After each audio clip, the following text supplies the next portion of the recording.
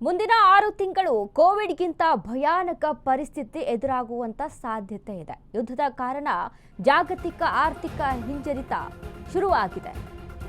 ಮುಂದಿನ 6 ತಿಂಗಳು ಕೋವಿಡ್ಗಿಂತ ಭಯಾನಕ ಪರಿಸ್ಥಿತಿ.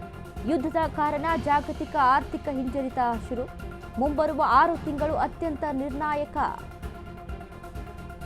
ಭೌಗೋಳಿಕ ರಾಜಕೀಯ ಪರಿಸ್ಥಿತಿ ಕಾರಣ ಹಣದುಬ್ಬರ ಹೆಚ್ಚಳ ಆಗುತ್ತೆ. ಕಚ್ಚಾ ಪದಾರ್ಥಗಳನ್ನು ಖರೀದಿಸಲಾಗದ ಸ್ಥಿತಿ ತಲುಪಿದ್ದೇವೆ. ಉದ್ದಿಮೆಗಳಿಗೆ ಇದು ಅತ್ಯಂತ ಸಂಕಷ್ಟದ ಕಾಲ.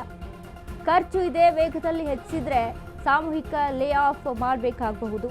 ಉದ್ಯಮಿಗಳೇ ಸಂಪೂರ್ಣವಾಗಿ ಬಂದ್ ಆಗುವ ಸನ್ನಿವೇಶ ಬರಬಹುದು. ಆರ್ಥಿಕ ಹಿಂಜರಿತ ಇದು 6 ತಿಂಗಳಿಗೆ ಮುಗಿಯೋದಿಲ್ಲ.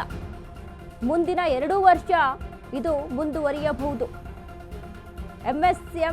ಎಂಎಸ್ಎಂಇಗಳು ಚೇತರಿಸಿಕೊಳ್ಳಲು ಸಾಕಷ್ಟು ಸಮಯ ಬೇಕಾಗಬಹುದು. ಟೆಕ್ಸ್ಟೈಲ್, ಕೃಷಿ ಉತ್ಪಾದಕ ವಲಯ, ಐಟಿ ಮತ್ತು ಇತರೆ ವಲಯಗಳಿಗೆ ಅನ್ವಯ. ಉದ್ಯಮಿ ಅಕ್ಷಯ್ ಜೈನ್ ಟ್ವೀಟ್ ಮಾಡಿದ್ದಾರೆ. ಸಂಚಲನ ಹುಟ್ಟಿಸ್ತಾ ಇದೆ, ಭಾರಿ ಕಳವಳ ವ್ಯಕ್ತವಾಗ್ತಾ ಇದೆ. ಸದ್ಯದಲ್ಲಿ ಭಾರತದಲ್ಲಿ ಸ್ಥಿತಿ ಯಾವ ರೀತಿಯಾಗಿದೆ, ಸ್ಥಿತಿಗತಿಗಳು ಆರ್ಥಿಕವಾಗಿ ಎಷ್ಟೆಲ್ಲ ಹಿಂಜರಿತ ಆಗ್ತಾ ಇದೆ, ಎಲ್ಲವೂ ಕೂಡ ದುಬಾರಿ ದುನಿಯಾ ಆಗ್ತಾ ಇದೆ. ಒಂದು ತರಕಾರಿಯಿಂದ ಹಿಡಿದು ಒಂದು ಬೇಳೆಕಾಳುಗಳಿಂದ ಹಿಡಿದು ಪೆಟ್ರೋಲ್ ಡೀಸೆಲ್ ದರದವರೆಗೂ ಕೂಡ ಎಲ್ಲವೂ ಕೂಡ ದುಬಾರಿ ಆಗ್ತಾ ಇದೆ. ಯುದ್ಧದ ಪರಿಣಾಮ ಭಾರತ ದೇಶದ ಮೇಲೆ ಜಾಗತಿಕವಾಗಿ ದೊಡ್ಡ ಮಟ್ಟದ ಪರಿಣಾಮವನ್ನು ತಂದು ಒಡ್ತಾ ಇದೆ.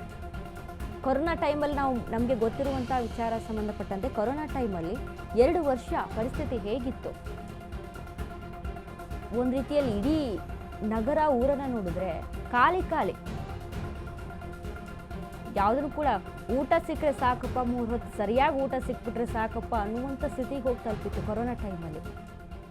ಒಂದು ಕಡೆ ಆ ರೋಗ, ಅದರದ್ದು ಭಯ, ವೈರಸ್ಸಿನ ಭಯ ಒಂದು ಕಡೆ, ಮತ್ತೊಂದು ಕಡೆ ಜೀವನ ಹೇಗೆ ನಡೆಸೋದು ಅನ್ನುವಂಥದ್ದು.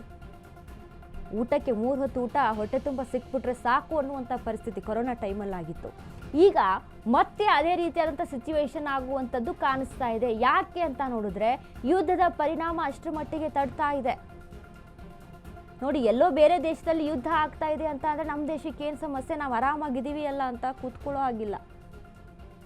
ಹೇಗೆಲ್ಲ ಚೈನ್ ಸರ್ಕಲ್ ಇರುತ್ತೆ ಅನ್ನೋದನ್ನ ಗಮನಿಸಬೇಕು. ಸೊ ಈಗ ಉದ್ಯಮಿ ಒಬ್ಬರು ಟ್ವೀಟ್ ಮಾಡಿದ್ದಾರೆ, ಆರ್ಥಿಕವಾಗಿ ಹಿಂಜರಿತ ಆಗೋದಕ್ಕೆ ಶುರುವಾಗಿದೆ. ಮುಂದಿನ ದಿನಗಳಲ್ಲಿ ಇದು ದೊಡ್ಡ ಮಟ್ಟದ ಕಷ್ಟವನ್ನು ಅನುಭವಿಸಬೇಕಾಗುತ್ತೆ ಅಂತ.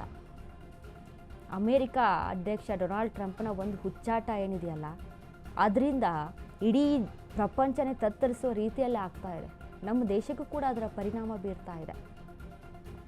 ಸೊ ಹೀಗಾಗಿ ಎಲ್ಲರೂ ಕೂಡ ಎದುರಿಸಬೇಕು, ಭಯ ಪಡುವಂಥದ್ದಲ್ಲ. ಎಲ್ಲರೂ ಕೂಡ ಸ್ಟ್ರಾಂಗ್ ಆಗಿ, ಬಲಿಷ್ಠವಾಗಿ ಈ ಸಿಚುವೇಶನನ್ನು ಎದುರಿಸಬೇಕಾದಂಥ ಸಂದರ್ಭ ಬರುತ್ತೆ. ಸೊ ಅದನ್ನು ಎದುರಿಸಬೇಕು ಎಲ್ಲರೂ ಸಹಿತ.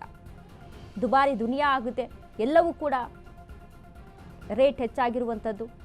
ಈ ಒಂದು ಪರಿಸ್ಥಿತಿಯನ್ನು ನಾವು ಎಷ್ಟರ ಮಟ್ಟಿಗೆ ನಿಭಾಯಿಸ್ತೀವಿ, ಯಾವ ರೀತಿಯಾಗಿ ನಿಭಾಯಿಸ್ತೀವಿ ಅನ್ನುವಂಥದ್ದು. ಯಾಕಂದರೆ ಅಂಥ ದೊಡ್ಡ ಕೊರೋನಾ ವೈರಸ್ಸನ್ನೇ ಎಲ್ಲರೂ ಕೂಡ ಎದುರಿಸಿ ನಿಂತಿದ್ದೀವಿ. ಸೊ ಹಾಗಾಗಿ ಈ ಸಿಚುವೇಶನ್ನು ಕೂಡ ನಾವು ಬಲಿಷ್ಠವಾಗಿ ಎದುರಿಸಬೇಕಾದಂಥ ಸಂದರ್ಭ ಬಂದಿದೆ.